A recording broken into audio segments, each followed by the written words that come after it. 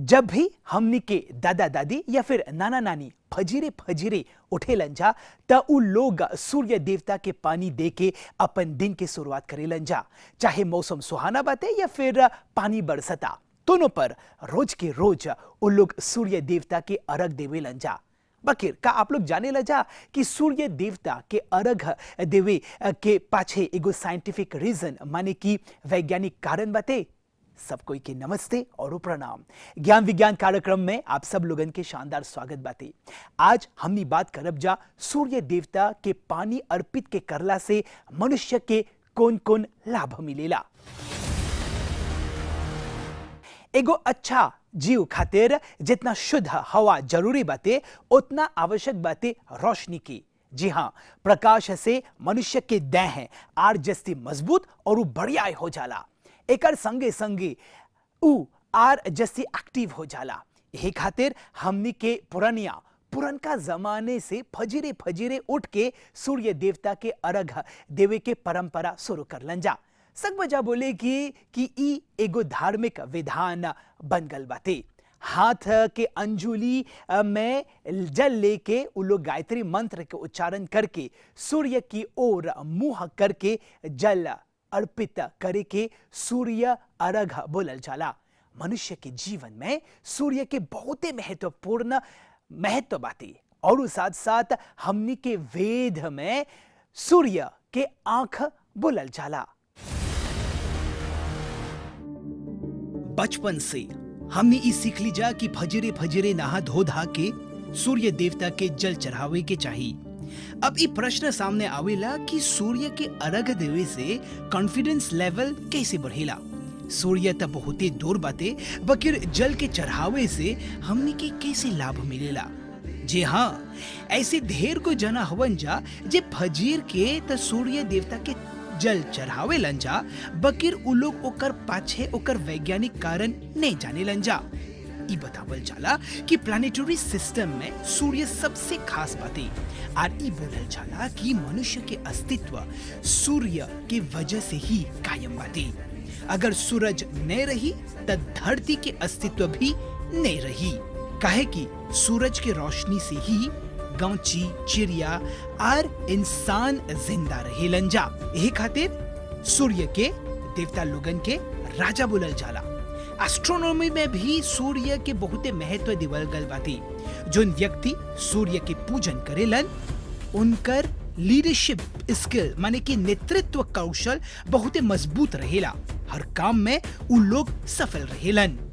अगर सूर्य देवता के चित्र के निमन से देख बजा त हमेशा एगो रथ में विराजमान रहेलन जेमे 7 गो घोड़े रहेलन। हाय 7 गो घोड़े मनुष्य के देह के 7 गो चक्र और इंद्रधनुष के 7 रंग रिप्रेजेंट करेला। सक बचा बोले कि इस 7 किरण मनुष्य के 7 चक्र के संतुलित करे में मदद करेला। हमनी के देह में 7 चक्र उपस्थित बाटे और हमनी के शरीर एनर्जी सेंटर माने ऊर्जा केंद्र भी हवन। जब हमनी सूर्य देवता के सामने जल चढ़ाविला सा तो सूर्य के रोशनी चढ़ावल पानी के धार से होके लॉ ऑफ रिफ्रैक्शन की वजह से ये रोशनी 7 रंग में बट जाला और जब हमनी जल चढ़ाविला सा तो हमनी के देह के 7 चक्र इस 7 गो रंग के अब्सॉर्ब कर ले बाते। यही वजह से हमनी के चक्र आर जस्ती मजबूत होवेला। हमनी के भीतर के कॉन्फिडेंस माने कि आत्मविश्वास भी बढ़ेला और जीवन आर जस्ती एक्टिव माने कि सक्रिय रहेला। एकर संगे संगे हमनी के देह के वाटर थेरेपी भी मिल जाला। सूर्य के जल चढ़ावे के एगो दूसरा लाभ यह कि आप एगो डिसिप्लिन माने कि एक अनुशासन प्रिय व्यक्ति बन जाएगा। अगर आप रोज के रोज फजर के एगो नियमित बखत के उठ के निमन से नहा धो धा के सूर्य के अर्घ देबा त आपके रूटीन बन जाए ही सब त आप अपन मने एगो अनुशासन प्रिय माने कि डिसिप्लिन व्यक्ति बन जाइबा।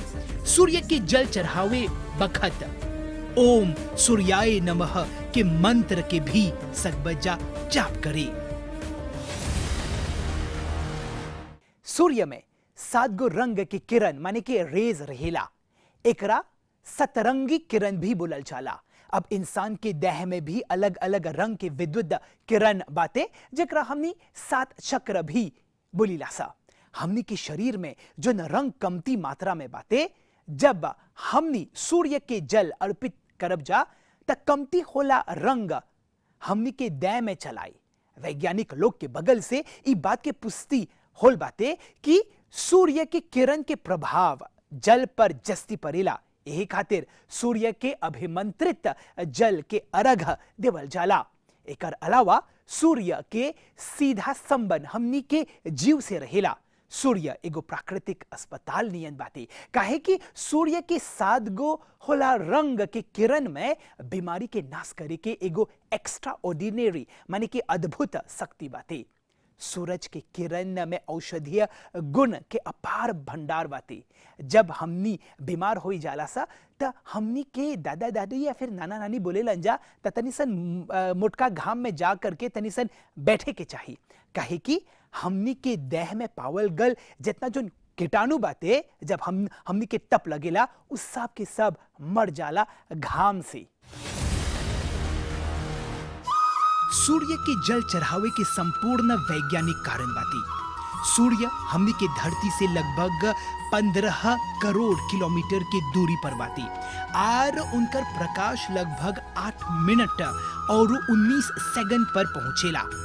सूर्य ही एगो ऐसन शक्ति हवन जे भरती ब्रह्मांड में प्रकाश देवेलन।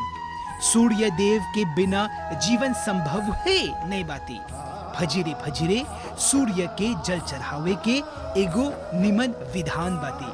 साइंटिस्ट डॉक्टर यहाँ ले आयुर्वेद चिकित्सा के बगल से करल गल शोध कार्य के दरमियान ई पता लगावल गल बाते कि हमनी के देह ऊर्जा से चलेला माने कि एनर्जी।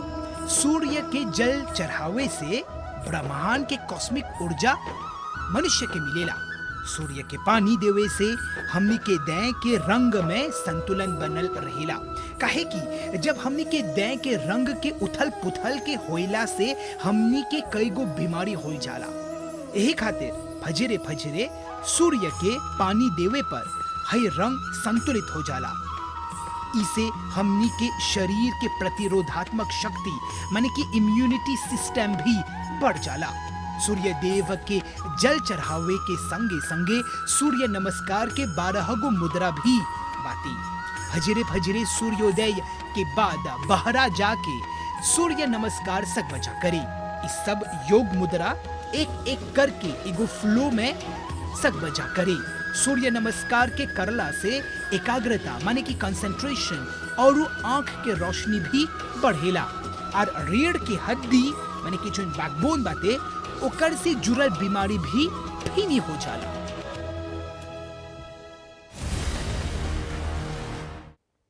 साइंटिफिक एक्सपेरिमेंट से इस सिद्ध हो गल बाते कि टीबी के कीटाणु एकदम गरम गरम पानी से वो हाली हाली नहीं मरेला, बकिर हये कीटाणु सूरज के तेज प्रकाश से हाली से नष्ट हो जाला। यही खातिर सूर्य के सामने खड़ा होके अर्घ देवे के चाहिए, जेमे हमनी के देह में जो किरण पड़ी उस सब कीटाणु के नाश हो जाए। सकबजा बोले कि सूर्य की किरण हमनी के देह के रक्षा करेला। सूर्य देवता के जल चढ़ावे बखत जब हमनी जल के धारा में से सूर्य की ओर देखिला जा तो ओकर से निकले होला 7 तरह के किरण हमनी के आंख में पड़ेला और ऐसा देने में हमनी के आंख के रोशनी जस्ती तेज हो जाला। सूर्य के जल चढ़ावे से विटामिन डी भरपूर मात्रा में हमनी के शरीर और त्वचा के मिलेला। सूरज के पहला किरण जेकरा हमनु अरुणोदय बोलीला सा, एकरा प्राप्त करे से हमनी के जीव आर जस्ती अच्छा हो जाला। एकर संगे संगे हमनी के त्वचा संबंधी बीमारी भी दूर हो जाला। सूर्य देव के जल चढ़ावे के एगो विधि रहेला। सूर्य के सामने खड़ा होके ताम्र के लोटे पर जल लेके सीधा खड़ा होके जल चढ़ावे के चाहिए, वो भी अपन खुलल आंख से। जिस धार से लोटे से पानी गिरता वही धार पड़ी सूर्य के रोशनी देखे के चाहिए। ऐसा करला से आपके शरीर में ऊर्जा कैद हो जाए। इसे हमनी के देह के विटामिन डी मिलेला, जेमे हमनी के हड्डी आर जस्ती मजबूत हो जाला। वैज्ञानिक लोग के अनुसार फजीर के सूर्य के किरण मनुष्य खातिर बहुत ही लाभकारी बाते, काहे कि हमनी के देह ऊर्जा से बनल बाते और प्रकाश कुंज नियन बाते। मनुष्य के शरीर हवा माने की वायु, पानी माने की जल, धरती माने की पृथ्वी, अग्नि माने की एनर्जी और अंतरिक्ष माने की आकाश से बनल बाते। अतः शरीर के बीमारी के इलाज है 5 गो तत्व में ही शामिल बाते और सूर्य के किरण इनमें से एक बाते। सूर्य के किरण से ढेर गो बीमारी के इलाज संभव बाते, जैसे कि हृदय रोग, आंख पीलिया, कोर और कमजोर दिमाग से जुड़ल बीमारी। सूर्य के 7 रंग स्वास्थ्य की दृष्टि से बहुत महत्वपूर्ण बाते। फजीरे नहा धो धा के अगर आप सन बाफ माने कि सूर्य स्नान करब त आप बीमारी से दूर रहब। इसे इंटेलिजेंस माने कि विद्वता भी बढ़ जाला और एकर संगे संगे निगेटिव एनर्जी भी दूर हो जाला। त आज हमने सूर्य देवता के जल चढ़ावे के वैज्ञानिक कारण के बारे में ज्ञान हासिल कर लीजा। जैसे सूर्य के 7 गो रंग हमनी के देह के 7 चक्र के सकारात्मक ढंग से असर करेला। आज रिफ्रैक्शन ऑफ लाइट के बारे में सीख लीजा। गायत्री मंत्र के उच्चारण और ओम के उच्चारण के करला से वही बखत सूर्य के जल अर्पण के करला से कौन कौन बेनिफिट्स मिलेला, आज इस सब हमनी सीख लीसा। सूर्य देवता के अर्घ देवे के बाद एगो मनुष्य में लीडरशिप स्किल्स भी विकसित होवेला। आज हमनी ई सब जानकारी प्राप्त कर लीजा। त एकरे संगे हमनी के ज्ञान विज्ञान कार्यक्रम समाप्त होवता।